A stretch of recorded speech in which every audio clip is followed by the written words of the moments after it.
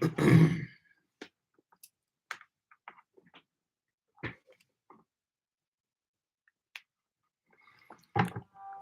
shalom, shalom, everybody. Good morning. Hope everybody doing good. If you're up with me, come on in, man. Come on in to Reading with Shilo, man. It's Shilo. I'm up right now, so we're going to go ahead and get the second reading in today of the Conflict Resolution Playbook, man. We're going to see what Mr. Jeremy Pollack is talking about in these next few chapters. We are in part 3 of the Conflict Resolution Playbook. And so far, it's definitely given a lot of things that can be put to the test, like I say it like that. Part 3, strategies to resolve conflicts once they start. Man. Strategies to resolve conflict once they start. Have you learned anything for those who are watching?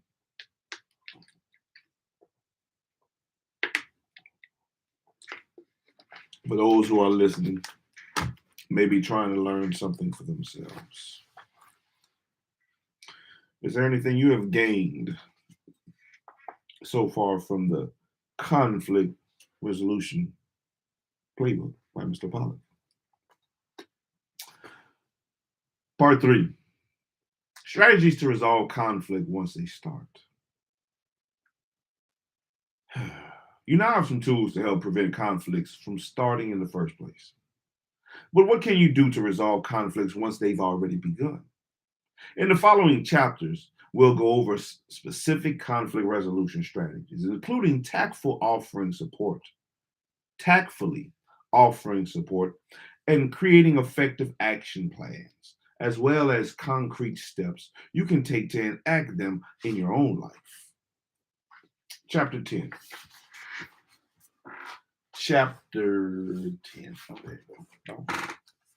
Separating behavior from interpretation.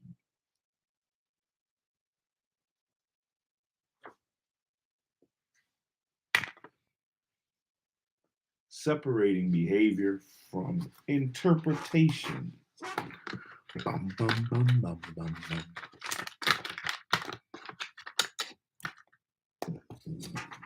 All right.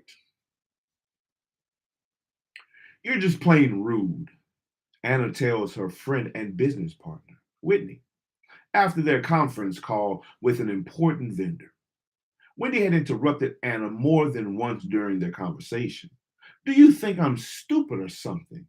No, Anna. Why don't you just calm down? To Anna, Whitney's question sounds like a command, more like a command. I'm not going to calm down, she says. You made me look like an idiot. You always do. You know what? Forget it. You want to handle this vendor? You do it on your own. I'm going home. In her car, Anna is on the verge of tears. She feels enraged and defeated. Though they are equal partners, Whitney talks over her all the time, making it apparent to any client or vendor they meet that she's running the show. Perhaps Anna was naive to have thought that her friendship could withstand the pressures of being in business together. Whitney's behavior is irritating, but Anna interprets her interruptions less as a minor annoyance and more as a show of disrespect. She views it as indication that Whitney doubts Anna's intelligence and competence and believes she's really the one in charge. As a result, Anna sees Whitney as rude and ensnares her partner's actions in her own web of insecurity and self-doubt. In reality, Whitney harbors none of these thoughts. She simply has a bad habit of interrupting people as soon as she has a worthwhile idea, regardless of who's talking. She actually does this in social settings too, but it has never really registered with Anna outside of the workplace.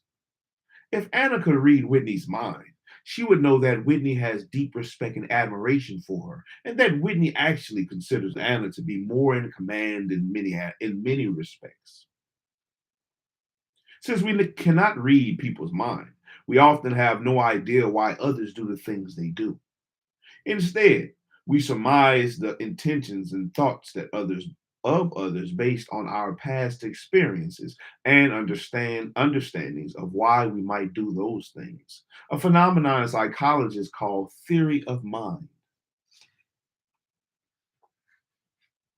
A lot of time, our superstitions are accurate.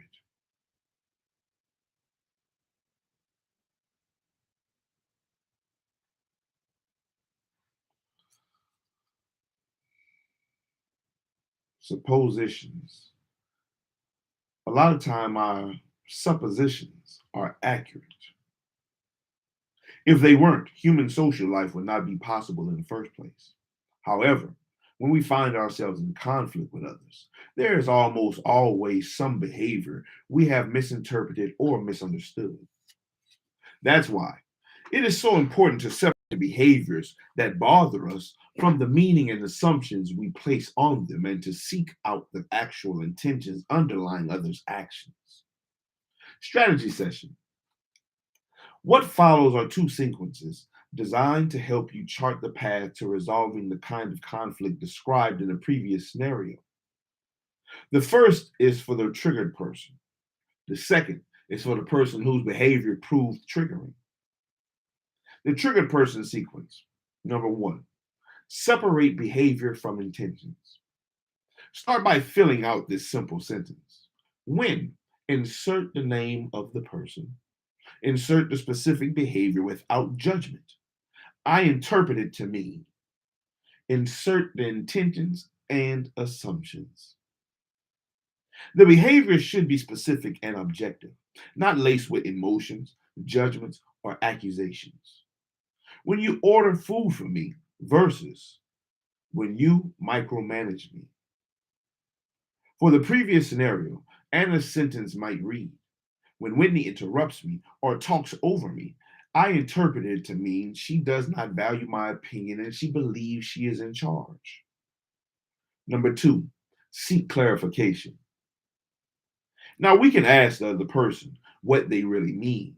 When appropriate, we may also add the emotional effect it has on us by using I statements so they understand how the behavior is both interpreted and felt. Try this. Insert name of person. When you insert specific behavior without judgment, I interpret it to mean. Insert intentions and assumptions. As a result, I feel, insert the feelings. Do you actually believe, insert intentions and assumptions? An example might read, Whitney, when you interrupt me or talk over me in front of others, I interpret it to mean you do not value my opinions and that you believe that you are in charge. As a result, I feel upset and ashamed. Do you actually believe we are equal partners with equal value? Number three, request new behaviors. Hopefully, after hearing how their behaviors is interpreted and felt, the individual will do their best to reinterpret their intentions and reassure you.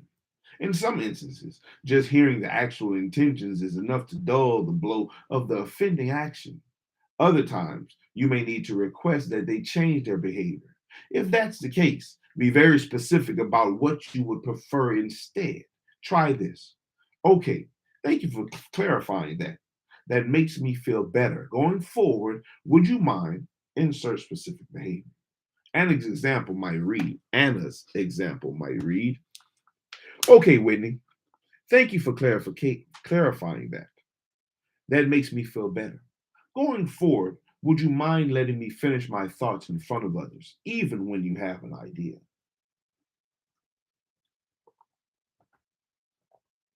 The triggering person sequence. Number one, ask about the behavior. Whitney might ask, Anna, can you tell me what I'm doing specifically that is bothering you?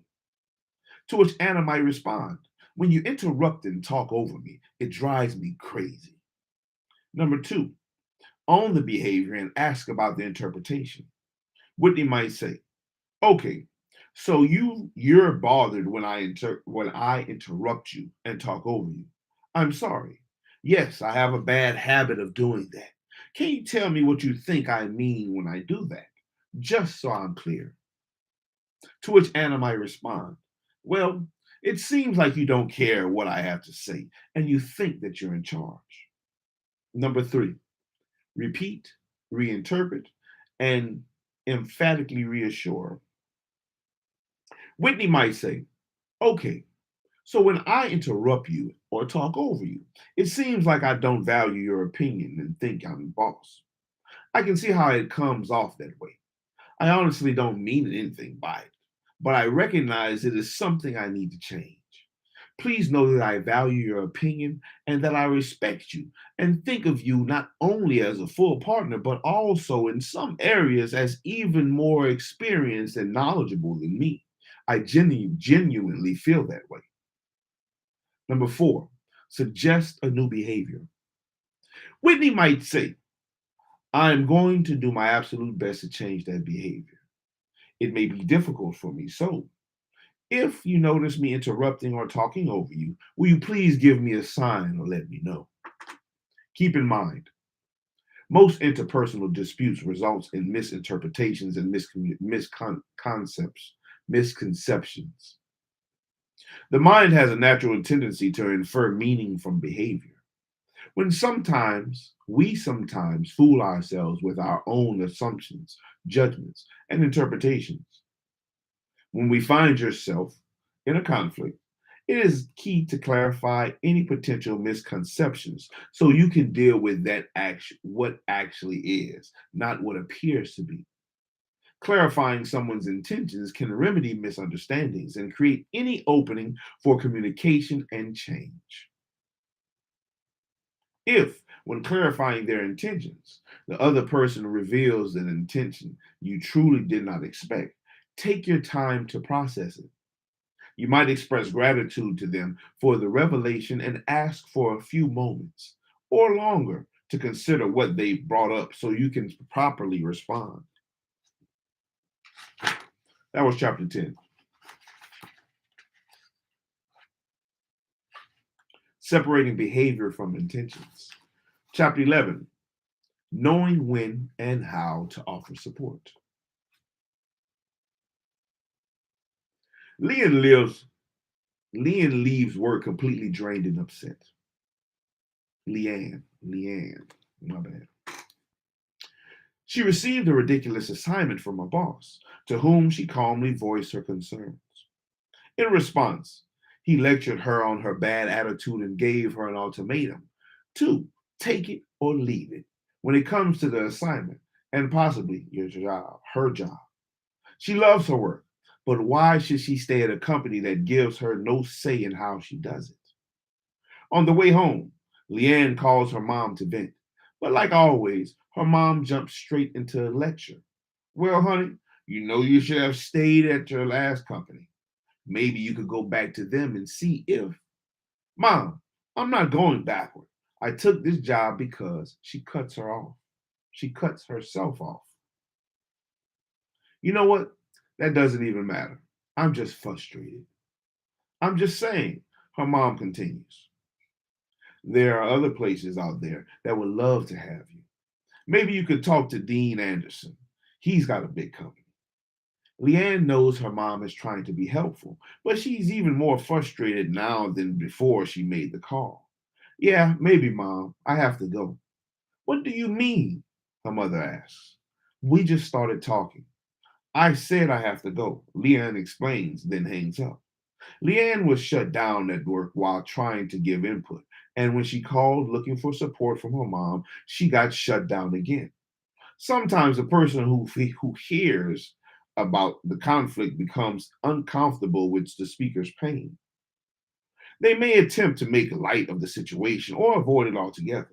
Instead of allowing space for Leanne's discomfort, her mom jumps straight into a solution. Rather than feel disconcertingly helpless for the sake of letting her daughter vent, she quickly offered a suggestion to make herself feel useful. Despite her good intentions, Her mom's response came off as dismissive of Leanne's real feelings and core needs. She probably did more harm than good. Ultimately, giving someone support in the right way is the right at the right time is crucial to helping resolve conflict and preventing additional conflict between the supporter and the supported. Strategy session. If I had to break down interpersonal conflict resolution into just two parts, I would say there was a caring part and a solving part. If a conflict resolution process is to be successful and sustainable, the latter can almost never come without the former. In almost every case of interpersonal conflict, people must feel heard, respected, and cared for before they are ready to begin solving the problem. A great book on this is I Hear You by Michael Sorensen. I Hear You by Michael Sorensen.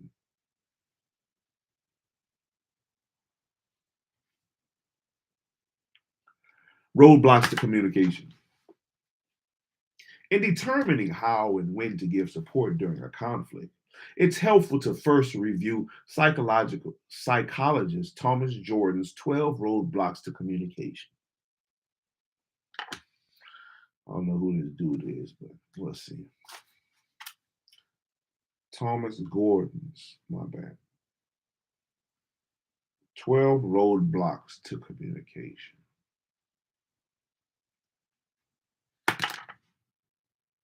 Many of the following roadblocks only become roadblocks if you jump into these actions without first hearing and caring for the individual. In fact, some of these can be quite helpful, but only after the person feels heard, ready to move into solution mode, and open to receiving feedback. See if you can identify which of these you frequently use without first taking time to allow the other person to feel heard. Number one, ordering, directing, or commanding. You got to do something about it. Number two, warning or threatening. If you don't like it, you can leave. Number three, give advice, make suggestions, or provide solutions. Have you ever considered? Number four, persuading with logic, lecturing, or arguing.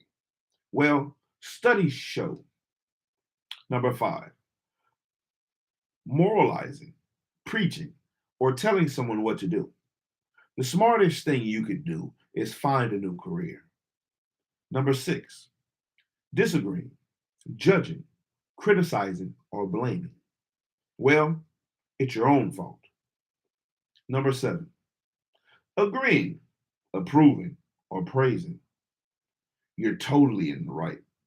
Number eight, shaming, ridiculing, or labeling. You should be ashamed of yourself. Number nine, interpreting or analyzing. I bet what's really happening is. Number 10, over questioning or probing. And why do you feel that way? Number 11, reassuring, sympathizing, or consoling. I'm sure it'll be fine. Number 12, withdrawing, distracting, humoring, or changing the subject. You think you've got it bad? Wait till you hear about. Once you identify roadblocks that are habitual for you, do your best to not jump to them. Then try moving toward the solution by following the guidelines presented next. Rule of thumb, offer support, not advice. If someone is not explicitly asking for advice, do not give them advice. It's easy to conflate giving advice with offering support, but they are not always the same. Support comes in many forms, but it is first and foremost a compassionate ear. It can feel helpless to listen without advising, praising, questioning, or injecting any of the previously mentioned roadblocks. However, allowing yourself to be uncomfortable and sit with the person in their pain for a few moments before jumping into a solution is key to conflict resolution. After letting the person say what they need to say, you might ask, but not too soon, something like, is there anything I can do to help or support you? Or do you want any perspective, insight, or guidance? If not, that's okay too. Sometimes people just need to feel heard. In the case of ongoing complaints, in the case of ongoing complaints, if you notice someone needing to vent about the recurring theme or issue and never doing anything to solve it, then you may be moving from the realm of supporting during conflict to that of enabling during complaints. If you notice something needing, if you notice someone needing to vent about a recurring theme or issue and never doing anything to solve it, then you may be moving from the realm of support during conflict to that of enabling during complaints.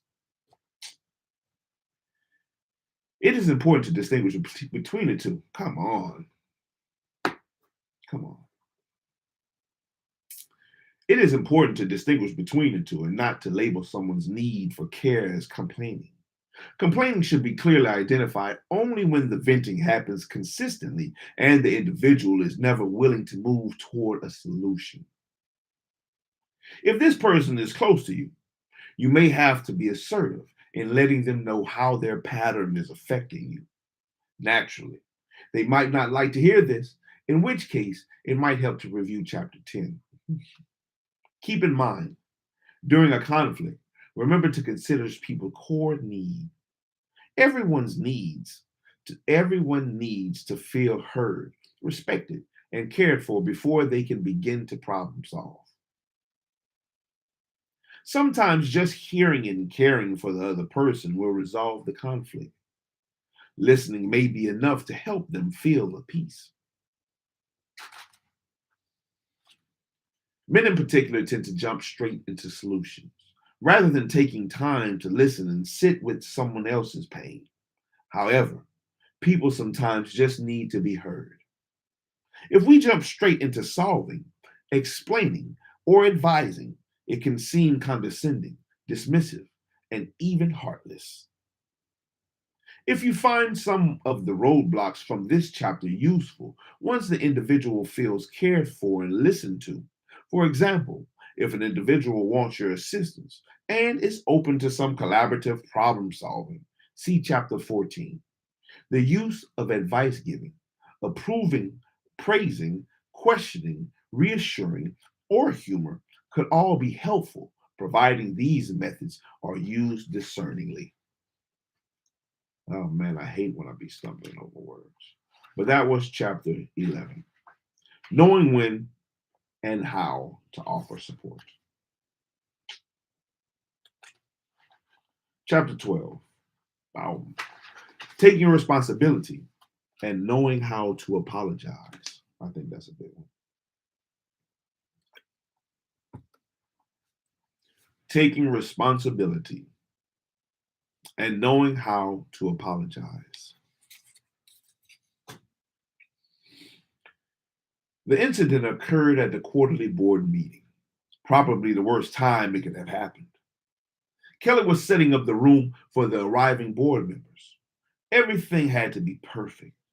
She asked Stephen, one of her more experienced executive assistants, to retrieve the thumb drive with the presentation stored on it. The meeting was just about to begin, so Kelly initiated the slideshow, only to realize it was the wrong thumb drive.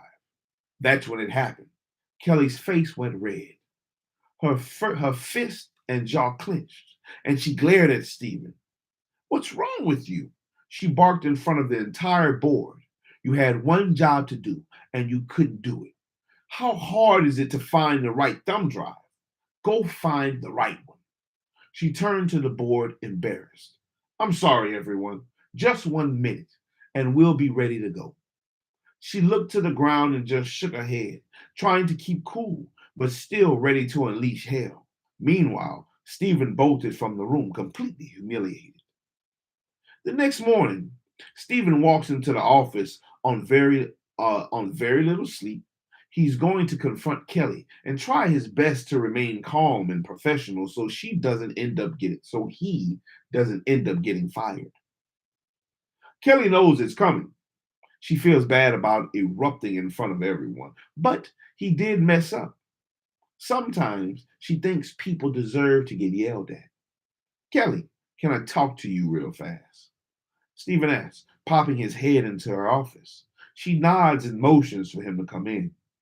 He continues, listen, about yesterday, I'm sorry I brought the wrong thumb drive into the meeting, but I really didn't appreciate being yelled at and humiliated in front of the entire board. I think that could have been handled a lot differently. Kelly begins to feel defensive but tries to remain calm. Well, Stephen, I'm sorry you feel that way, she says coldly. Maybe next time we need a better system for finding the right material before meetings. This does not make Stephen feel any better. Yet, yay.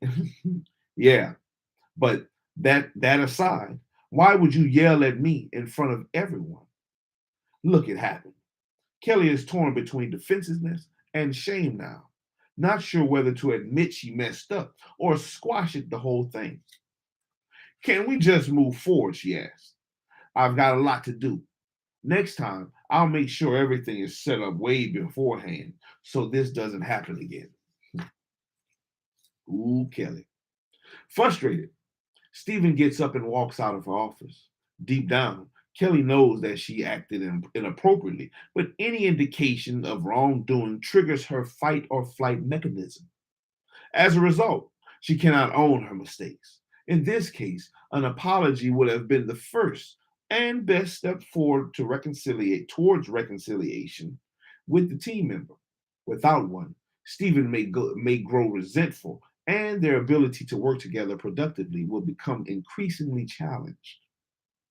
Strategy session. An apology goes a long way in de-escalating and or resolving conflict. An apology goes a long way in de-escalating and or resolving conflict. That's a good one. Yeah, come on. Let me get it.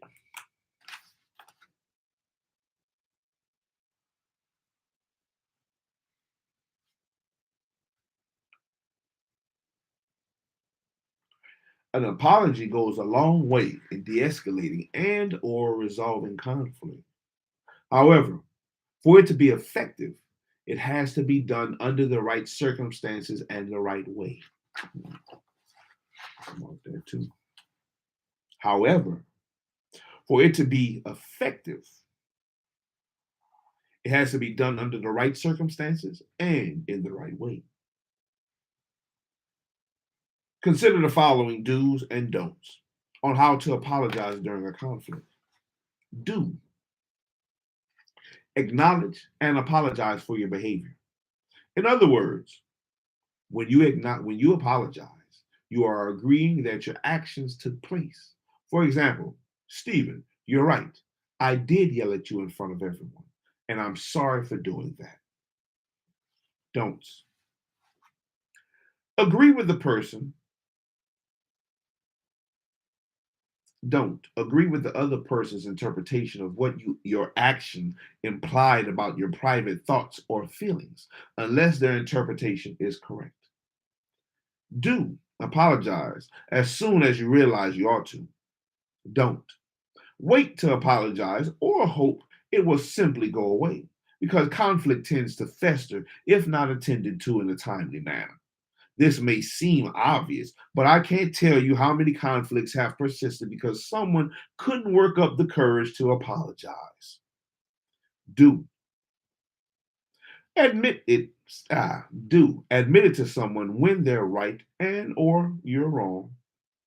If you realize you messed up or that the other person is right, telling them as much really helps lower defenses. For example, Stephen, you're absolutely right.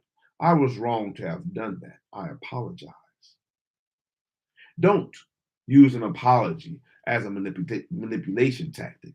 It has to be authentic. Do make your apology about you. not them. Do make your apology about you, not them. Don't apologize for their feelings or interpretations, such as by saying, I'm sorry you feel that way, or I'm sorry you think that. Apologizing for someone else's emotion dismisses their feelings and does not acknowledge your behavior. It's sort of like saying, what I did was fine. What you're feeling is not fine. So I feel sorry for you that you feel that way. Too bad. This will only make the situation worse. Apology sequence. Try to keep this sequence in mind the next time you have to apologize during a conflict. You might even attempt to write it out first. Number one, listen calmly. Depending on the situation, this listening can be either reflective.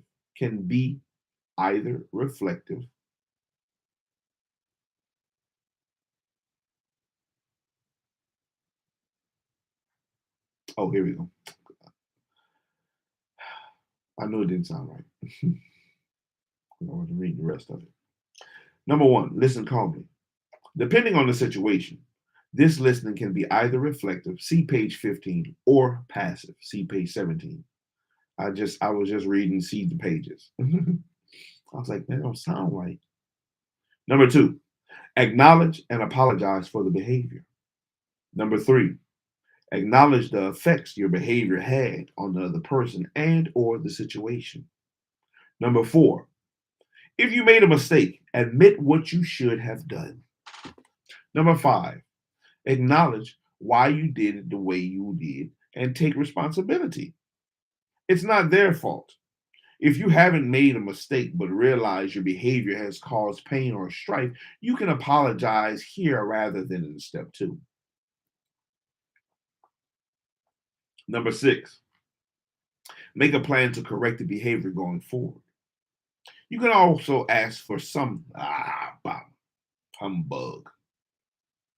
You can also ask for their suggestions to adjust the offending behavior, particularly if you aren't sure what you have done wrong. Kelly's apology might read, Stephen, you're right. I did yell at you in front of everyone. I'm sorry for doing that. I realize that must have been embarrassing for you. I can see that now. I should have pulled you aside and quietly asked you to get the right drive. I think I was just embarrassed and lost my cool.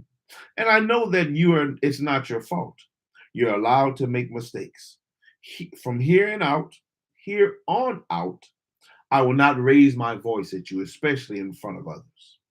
If someone will not accept your apology, it is worth reflecting on what you apologize for.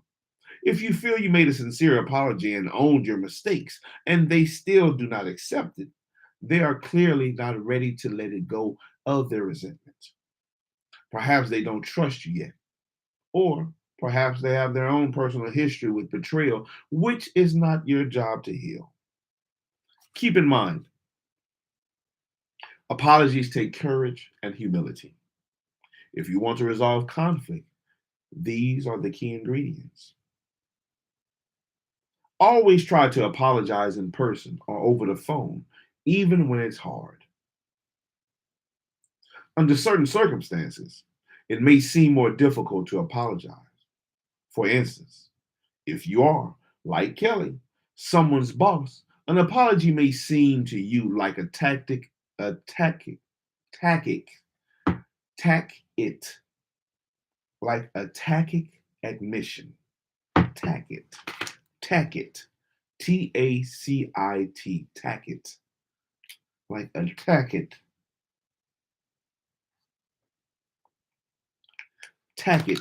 admission, TACIT, tack it, TA.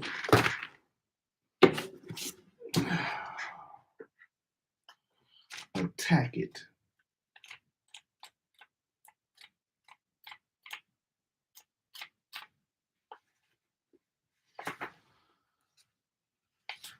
TACIT. Tack it. Tack it.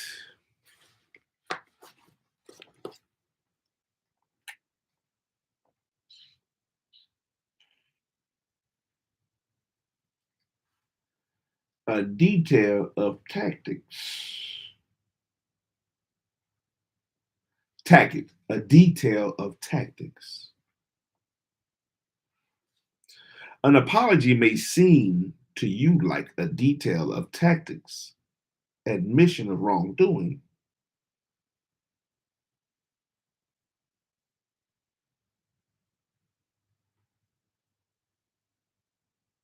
I'm sorry, wrong admission. Not tactic, tack it. Existing or implied, but not stated. Okay. An apology may seem to you like an existing or implied, but not stating admission of wrongdoing. That sounds a lot better.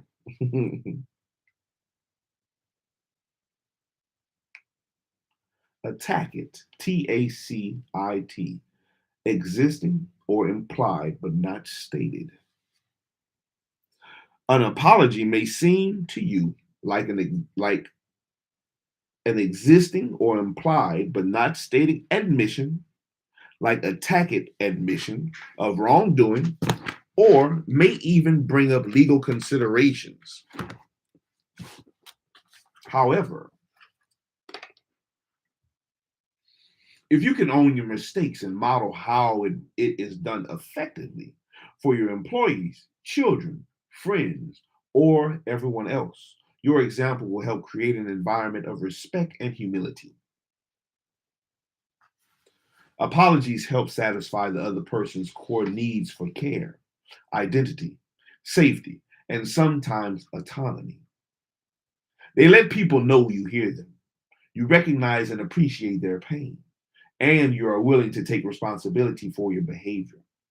Apologies also let others know that they have the capacity to enact change when they express themselves. That was chapter 12. We're moving along. We're moving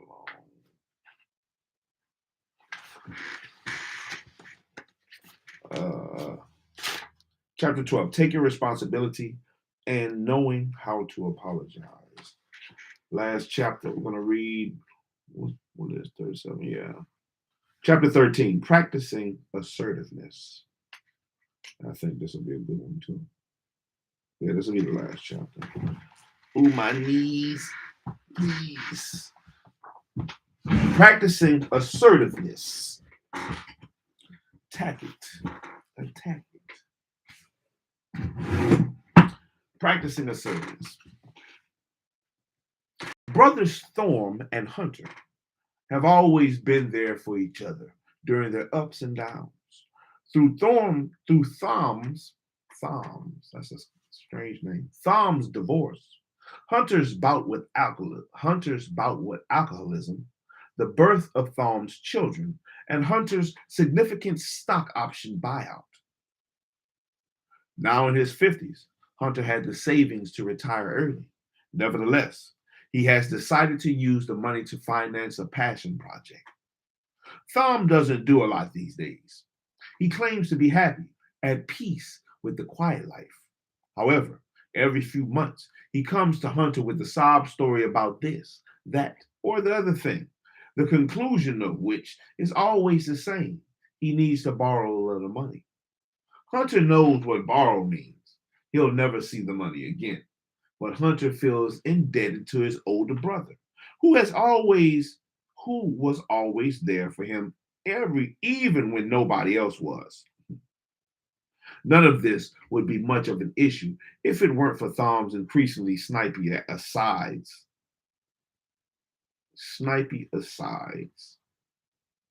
about Hunter's money and status.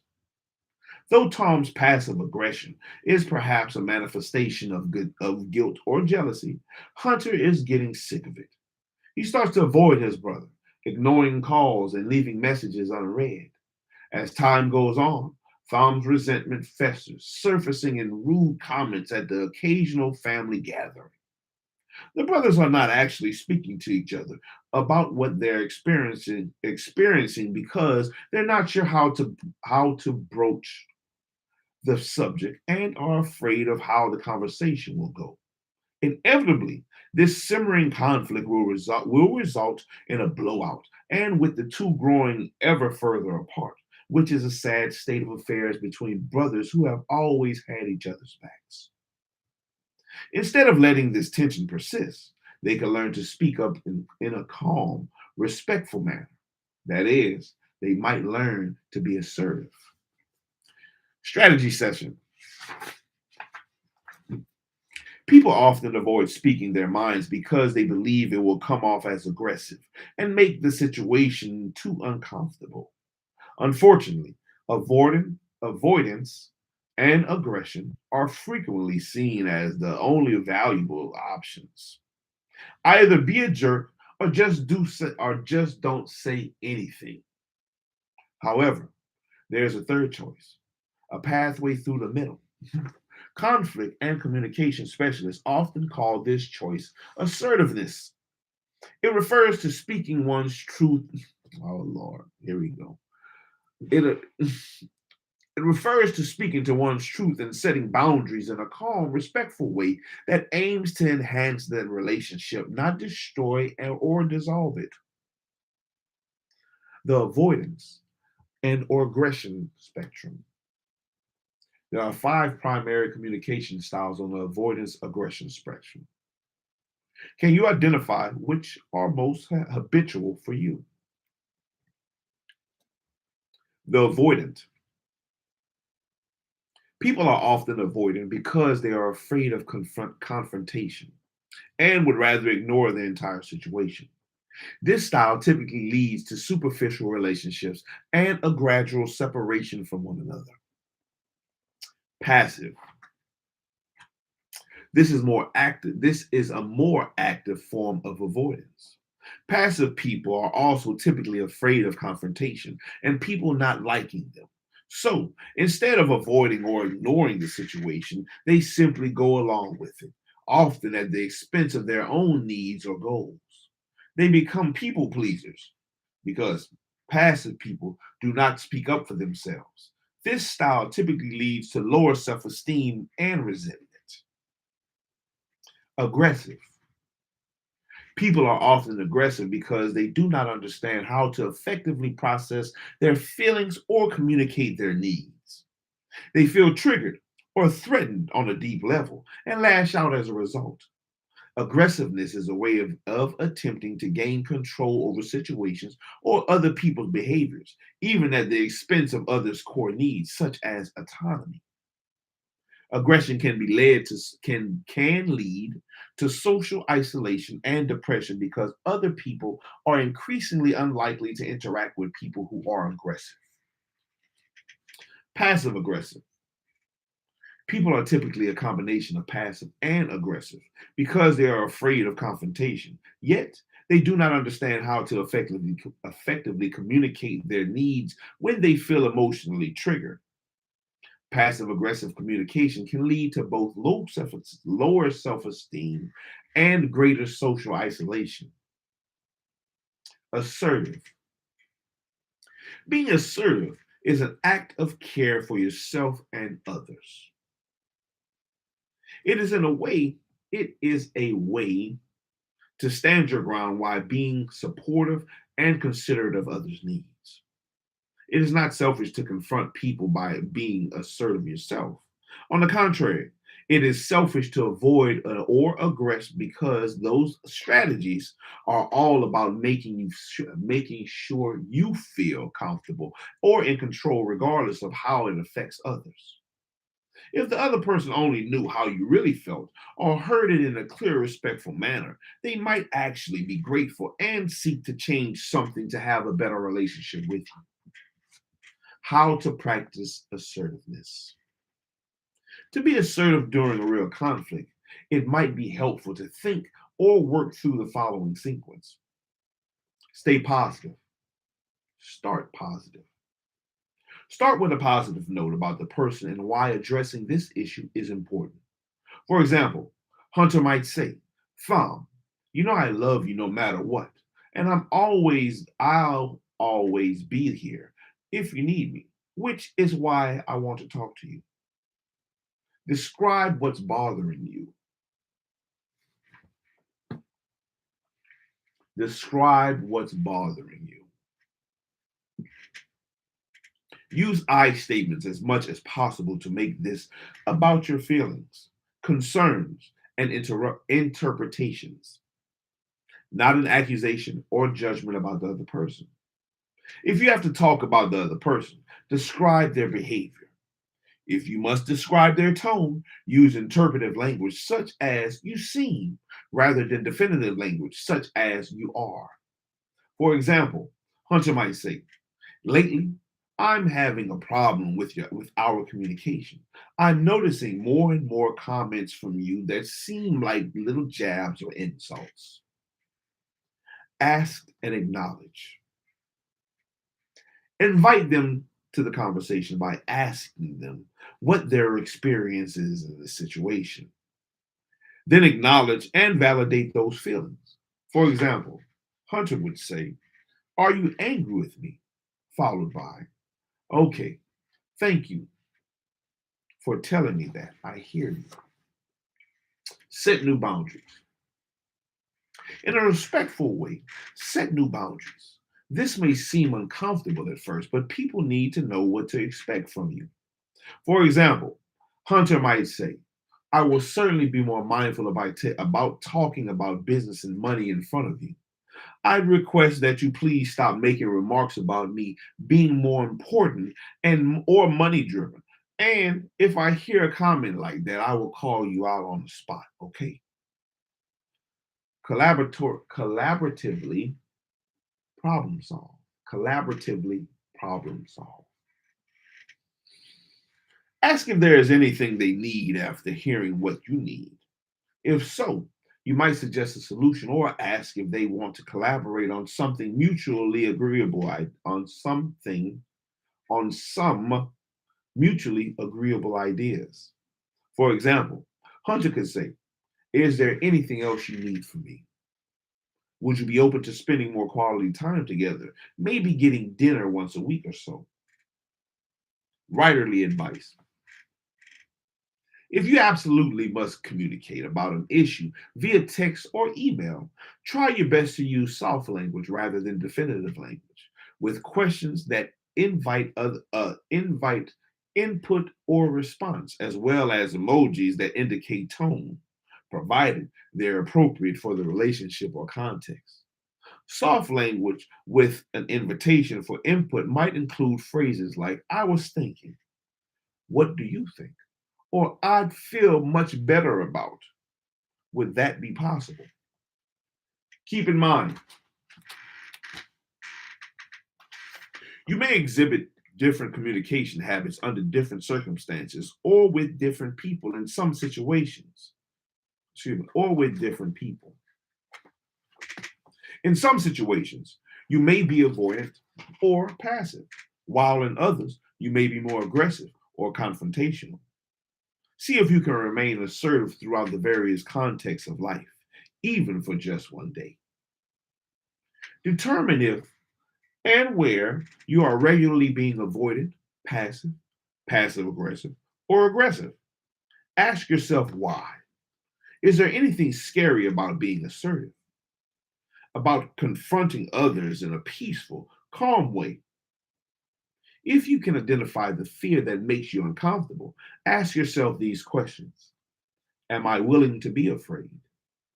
Is the relationship worth a little discomfort? And perhaps more importantly, is maintaining integrity worth the fear? Even though confronting someone seems like it may hurt the relationship, setting and holding clear boundaries and speaking up for yourself respectfully is the smoothest route to actually resolving conflict, improving your relationships, and enhancing your self-esteem. Oh wait. That was chapter 13, practicing assertiveness.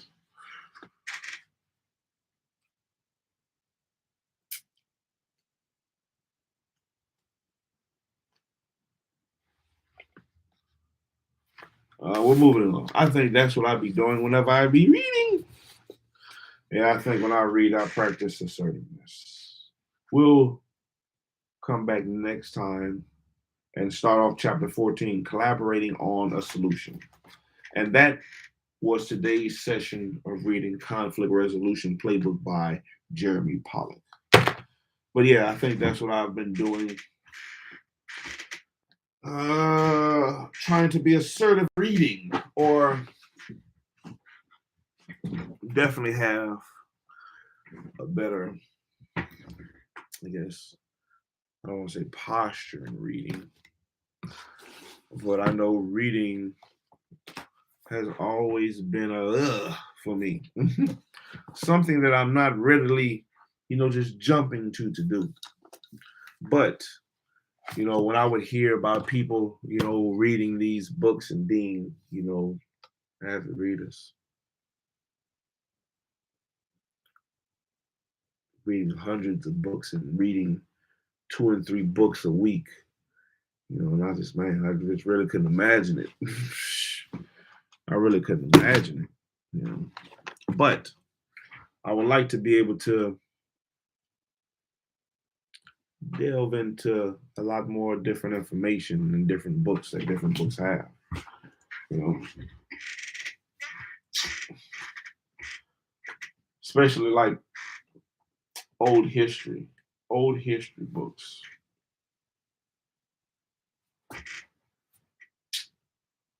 But reading, I used to read and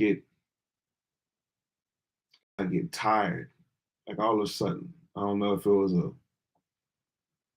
mechanism, as in some of the things that I'm reading about, something in my mind, and it just I would start yawning, and reading was just so boring. And then reading out loud in front of people was also an issue. Ever since school, the stumbling over the words and not reading how I want to be able to read, which is reading smoothly through it, with the right tonalities and inflections of the voice, where it needs to go, how it needs to go. You know, um, just becoming a better reader altogether. I definitely have seen a change though. Definitely an improvement. Definitely an improvement from the how I started.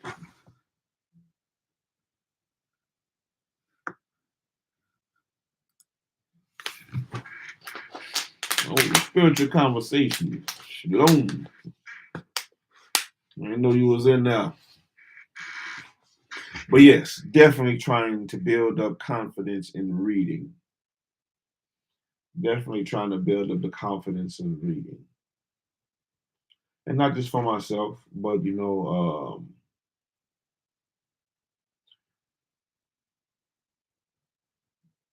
that's what's up. That's what's up. Glad to see you in here though. I know some of my children who are not with me, they have issues reading out loud. You know, so I hope that sometimes that was one of the things that pushed me to start reading. Is so if they saw me reading, messing up, trying to get better at it, then hopefully it'll give them the confidence to do so themselves. And on top of that, I just really wanted to know more, know more, and be able to say I read all them books. Yeah. That was the plan. And if you can't talk to me, you can always see me. You know, via YouTube. I'll read to you like a bedtime story. Yeah.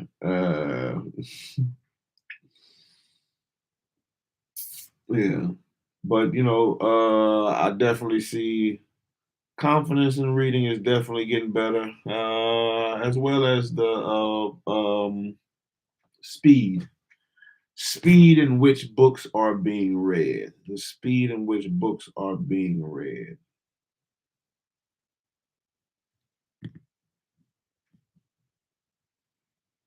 Hmm. That is an idea. Yeah, I'm happy to be flying through some of the books that may be able to help me as well as them and others. Definitely like this conflict resolution, man. A lot of us need some conflict resolution in our lives. So, shit, man, my shoulders hurt. Oh, we were digging that. Hey, we ain't done. I still gotta go eat, but it's been raining down here. It's been raining. The weather's changed. That's why I got my hoodie on. It's cold on. It's kind of cold from it being hot. Um, yeah, I'm ready to plant. I'm ready to transplant the things that I've planted into the garden area and see how it's going to do. Hopefully, it does better, and I can tend to it better this year than I did last year. Focus on it. So I got some things out the way. But I'm happy we got that part done before the rain came. So yeah, that was a major win, a major win. Yeah, it was some oh we yo oh oh we yo in that thing. But hopefully, now that it's done, I ain't gotta, I don't have to do that, for a while. I have to do that for a while. I can maintain once my little brother said, it depends on the weather tomorrow. We get up there tomorrow, we eat it tomorrow. And then I can go ahead and start getting ready to transplant and get my stuff in the ground. I got some watermelon, tomatoes, cucumbers. What else I got growing? Some snow peas, some garden beans, some kale, jalapenos, bell peppers. All it has to be transplanted. We're gonna see. We're gonna see what make this year. We're gonna see what makes this year. But I got 2 new books that I'm definitely gonna be looking forward to reading. Let's see. 2 new books. They some big ones. Oh Lord, they some big ones. So I was watching Godfrey, the comedian Godfrey. And Godfrey mentioned, so I thought they were definitely interesting. So definitely something we'll put in the lineup. So on the real side, it is supposed to be about a book about comedy from a history of African American comedy from slavery to Chris Rock. So some of the stuff Godfrey described I thought was interesting. I didn't realize it was this big though. Man.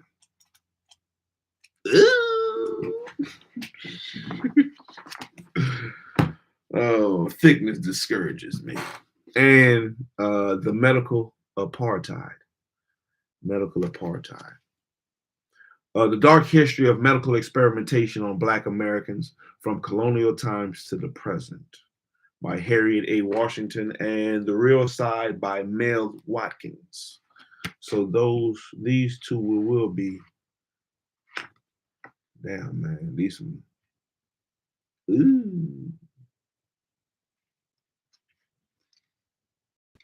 some big books.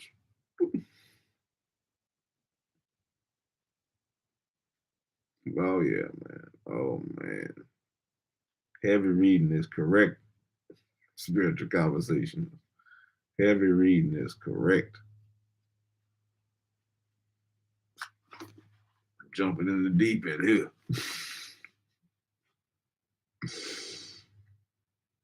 Off the diving board in 12 feet.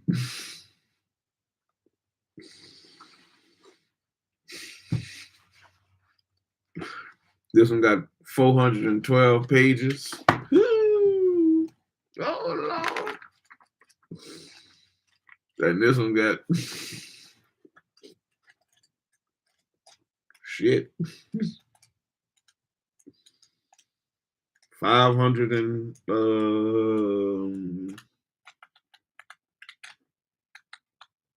shit. Still going. 582. I mean both content and the length.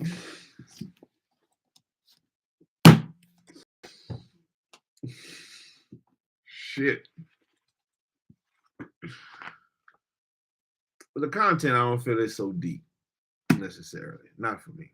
I think it's interesting. I would, especially this one. I really wanna I really wanna dive into this one, man. I really wanna dive into this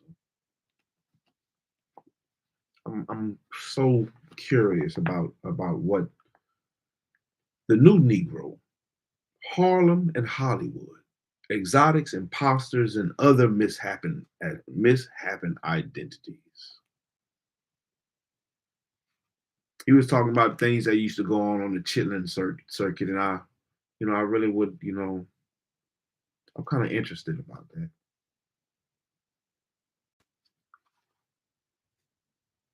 And how this will read, will it be funny? Will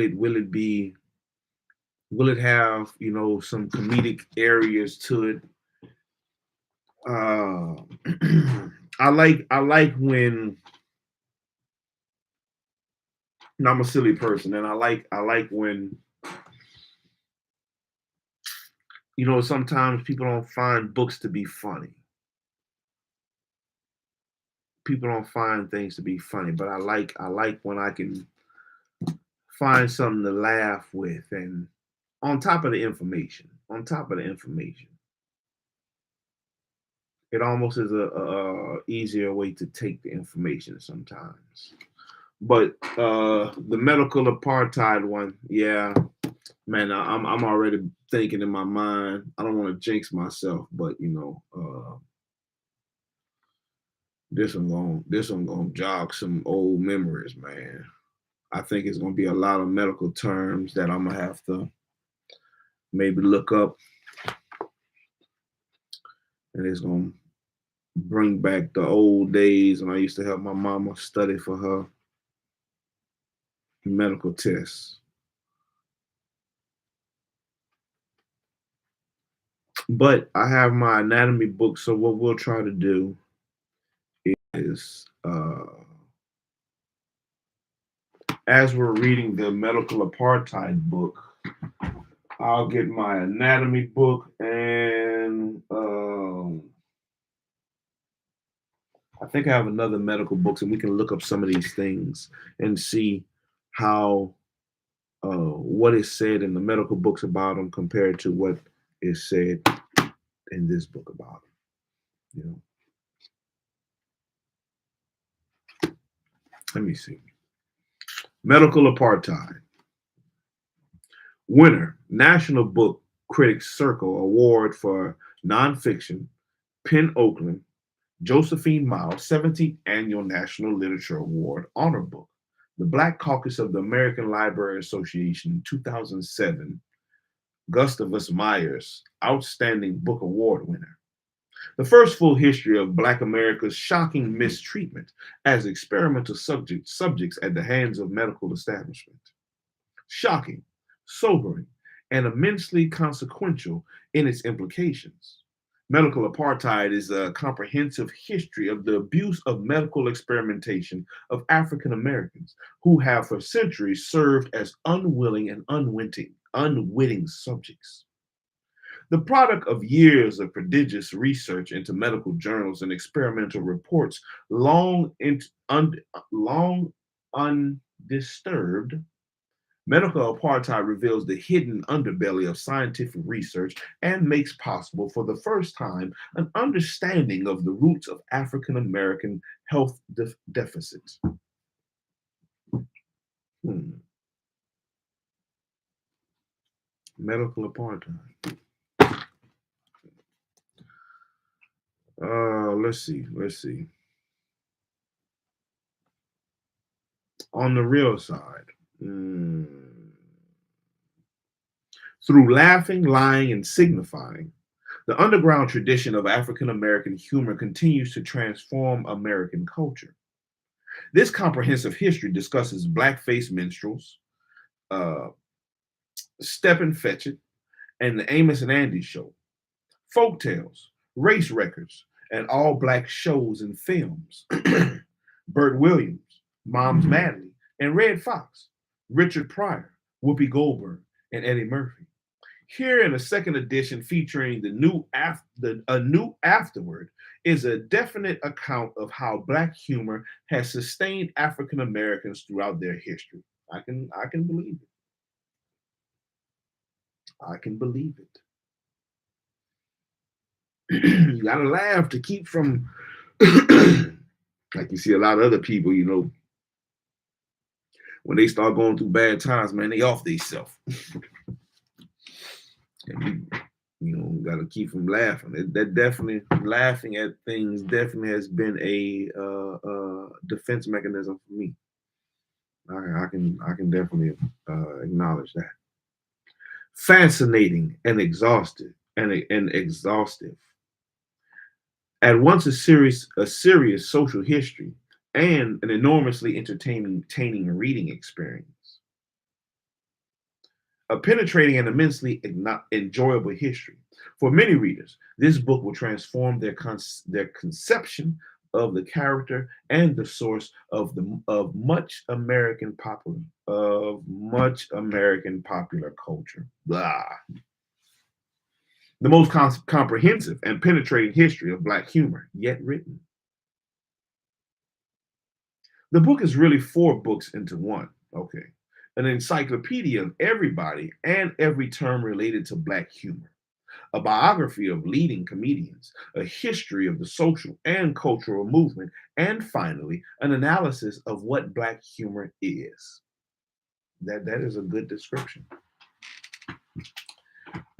Watkins' monastic devotion to this project has reaped a bountiful harvest. He has done for comedy what Alex Haley did for the family. The publication of this book is an occasion for celebration. An invaluable history for anybody interested in American civilization, a model for what the cultural history ought to be. Its high level of scholarship, leavened with hilarious examples of African American humor, make it as enjoyable as it is enlightening. And that's what I'm hoping for. That is what I'm hoping for.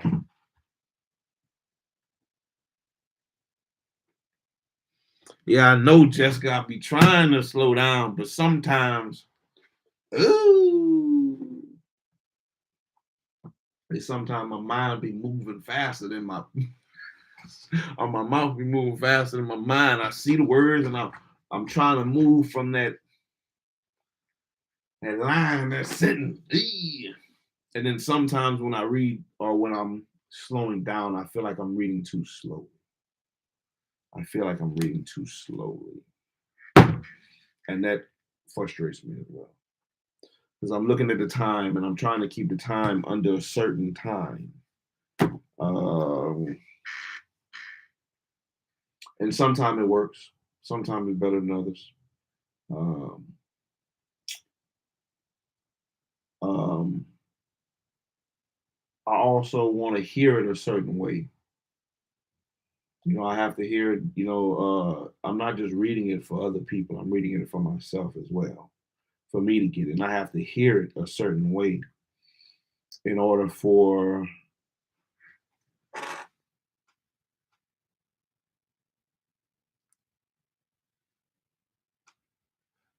I'm trying to read at an AI. I think I'll read at a conversation. All right.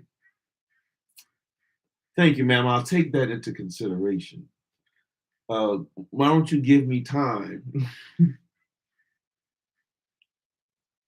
to examine if my conversational speed rate is slower, and I'll get back with you on that.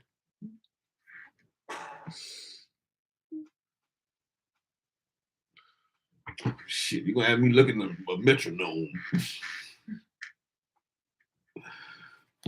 We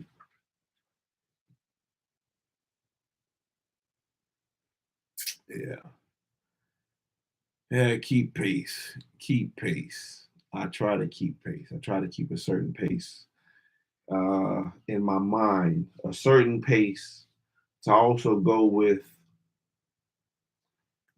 I guess sometimes it also is. I mean, I can make all the excuses, whatever.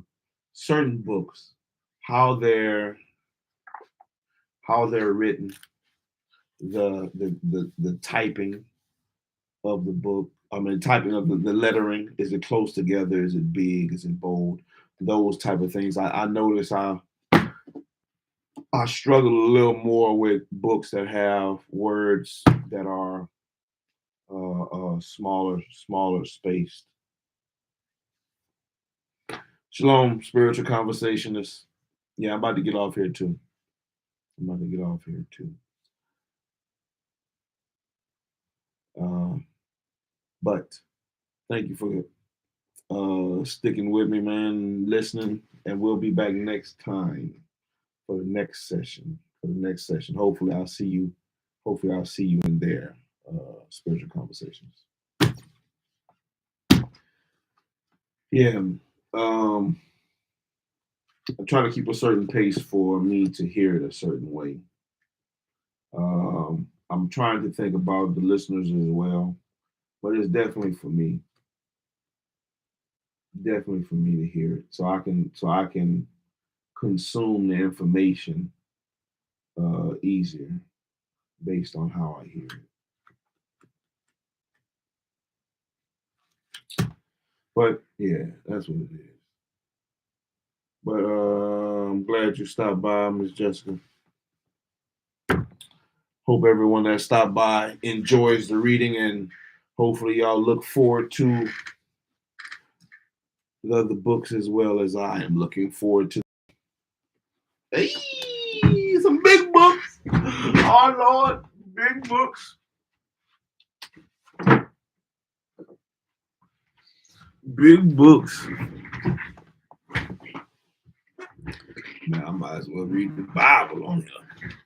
But which I might do. It might help me to read it all together, to read it all the way through. But anyway, thank y'all. Welcome to all the new subscribers. Welcome back to all the old ones who've been rocking with me. Keep holding it down. Let's keep pushing and getting through the books one by one. Let's keep seeing what we can learn and grow from in each of the books.